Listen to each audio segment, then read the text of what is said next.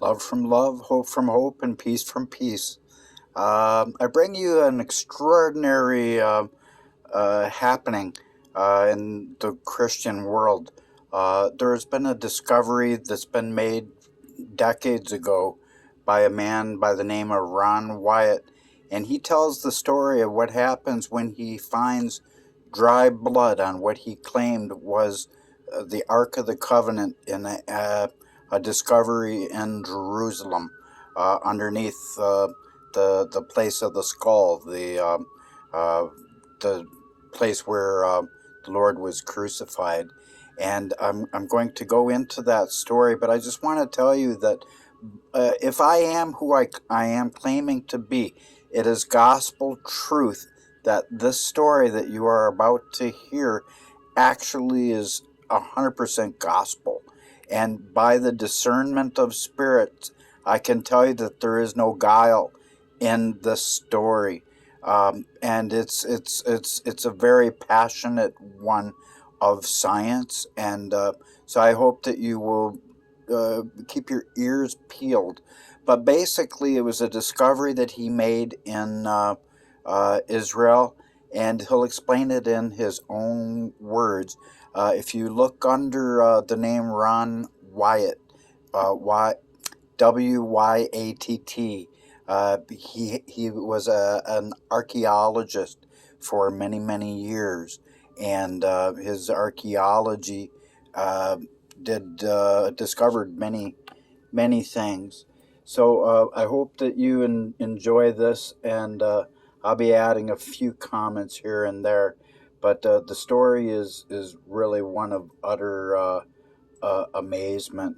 So grab a hold of some popcorn, kick back, and relax, and watch this, because it is really worth watching. And here it comes. I'm going to move the camera. Examined by the Israelis. That's correct. What was the determination of that? Now he's going to explain. Now, we won't be able to take second questions. I'm sorry if you're on your second one. Please just step out. I love you, but real quickly, okay? Dried blood is dead blood.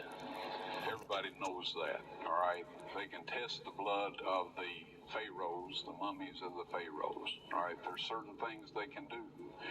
They cannot get a chromosome count by any method I'm familiar with, all right? Things keep changing. I don't profess to know everything. However, there's no way I know that you can get a chromosome count out of dead blood. You can get a DNA and some other things, but not a chromosome count, all right?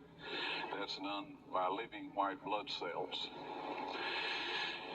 Now then, first of all, in this analysis, I took the blood into a laboratory in Israel. I asked one of the people I work with in antiquities, where is a good laboratory that does reliable work?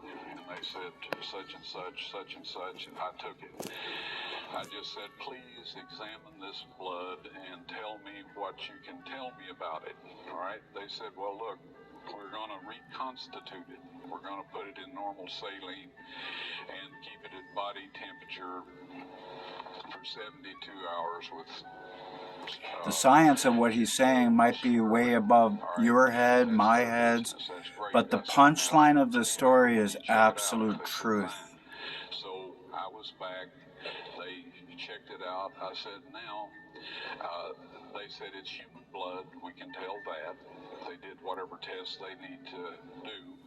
And then I said, take some of the white blood cells and put them in a growth medium and keep them at body temperature for 48 hours. And they said, well, that'll do no good because it's dead blood.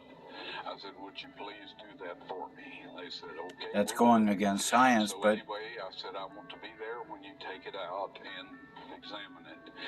So I was back there. They took it out. His faith was alive, challenging to see if a miracle was possible. Something that could not grow, put it in a growth hormone. And then they called the boss over there, and they were talking Hebrew a mile a minute there for a little bit. Excited. And they looked at me and they said, Mr. Wyatt, this human blood only has 24 chromosomes in it. Everybody else has 46.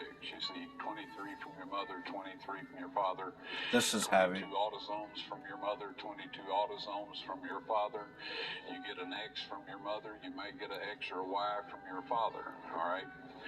This blood had 23 chromosomes from the mother's side, one Y chromosome only.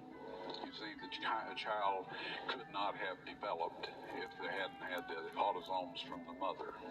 So all of his physical characteristics were determined by his mother's side of the family, her autosomes. His maleness was determined by this one Y that came from a source, not a human male. Then they said, this blood is alive. Blood is alive. Whose blood is this?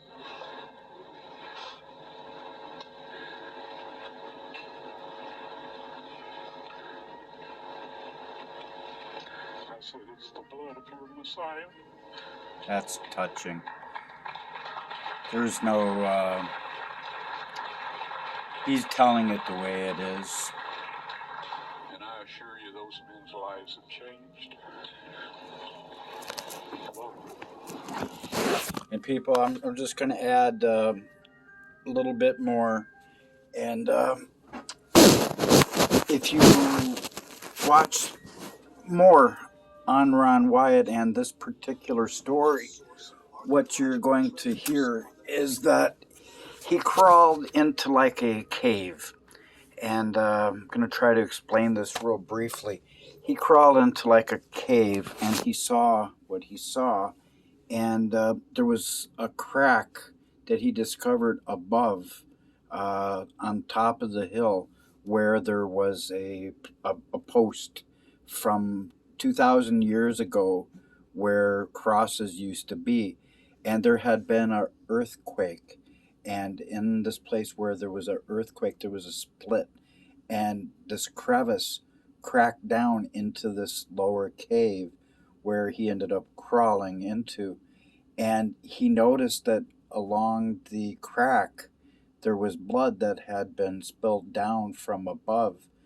And the bottom line, whether or not the actual Ark of the Covenant was there or not, there's no proof at this point. But the story that he told is too good not to be true, and so rest in the knowledge that this proves beyond a shadow of a doubt, if it is true, that Jesus Christ was divine through science, if that was his blood. And if it wasn't his blood, what kind of blood could it be? Because there's no human on earth that has that kind of discrepancy in their chromosome counts. And only a fool would make up such a story if it was not true. But the way that he tells it with passion and with love, I can guarantee you can take his story to the bank. And I hope that this blesses you, and I hope that you look more into the story of Ron Wyatt, because basically it's a story of redemption and the Lord's blood falling upon the mercy seat of God that was underneath the hill of Golgotha, the place of the skull where he was crucified. And it's as if the Old Testament was settled right there by the New Testament, and the blood was the way of the atonement for all mankind, and proven through science. So I hope you've enjoyed this, and I hope you'll watch a lot more of Ron Wyatt's archaeological discoveries. He'll show you where Egyptians crossed the Red Sea, because there's still evidence of their wheels underneath the Red Sea that are all coral and encrusted. And these things, there's no way you could have wheels in the middle of the Red Sea, coral encrusted, unless it was from the Exodus and the chase that Pharaoh did against the people of Israel, the children of Israel. So I hope I've turned you on to a really good Bible proof that the Word of God is utterly true. And traditions have changed things in bad ways, and correcting these things are going to be necessary. But one thing's for sure, all those who love are born of God and know God, because God is love. So come on back now sometime, and I hope you've enjoyed hearing about Ron Wyatt's blood discovery of Christ. It's utterly amazing.